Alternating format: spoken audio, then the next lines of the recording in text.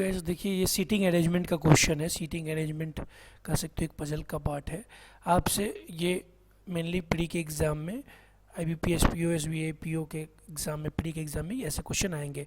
चलिए एक बार देखते हैं क्या कहता है। आपको इन्फॉर्मेशन दे रखा है कि 8 persons are sitting around a circular table. कैसे टेबल में? सर्कुलर टेबल में। तो सर्कुलर टेबल में बिठा लिया, क्योंकि ये PO के लेवल का क्वेश्चन है तो आप पहले ही 2 प्रोबेबिलिटी लेके चलो। फिर कहता है table facing to the centre, centre की ओर फेस कर रहा है, ठीक है, but not necessary same order में नहीं है, ठीक है। 2 person sits between Q and P from either of the end, ठीक है। 2 पर्सन बैठ रहा है ना Q और P के बीच में, तो Q और P के बीच में हमने 2 पर्सन को बिठा दिया, लेकिन दोनों एंड में है तो इसलिए मैं बोला कि 2 प्रोबेबिलिटी लेके चलो तो आसानी होगी। करने वाले एक ही सर्कल में कर देते हैं, लेकिन मैं सजेस्ट करूंगा आप 2 में करो, ठीक है, Q एंड P के बीच में, ठीक है। R sit to the immediate right of Q, Q के इमीडिएट राइट में कौन बैठा है? R बैठा है, तो इधर भी बैठा दिए और इधर भी बैठा दिए, ठीक है। अब देखिए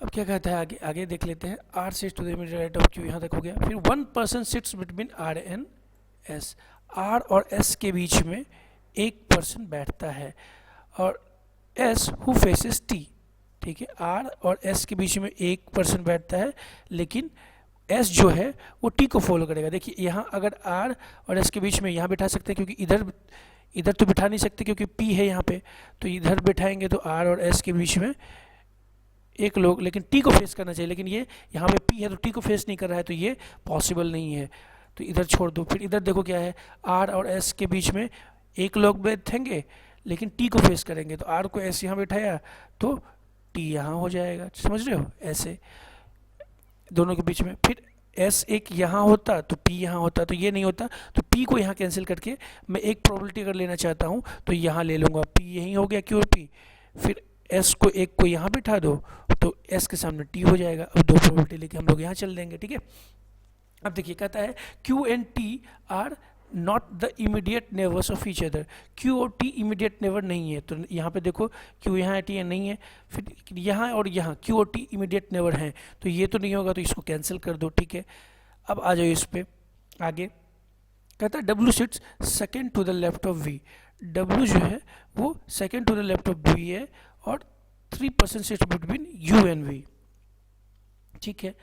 तो W sits second to the left of V, ठीक है, second to the left of V और 3 पर्सन सिट्स बिटवीन ये।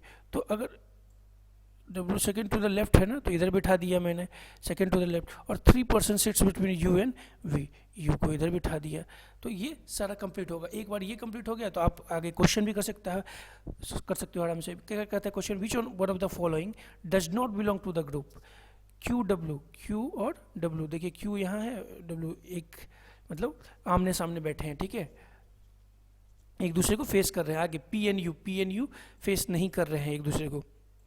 S एंड W फेस नहीं कर रहे हैं एक दूसरे को। V एंड T एक दूसरे को फेस नहीं कर, मतलब ये सारे जो हैं एक दूसरे को फेस नहीं कर रहे हैं, केवल Q और W एक दूसरे को फेस कर रहे हैं।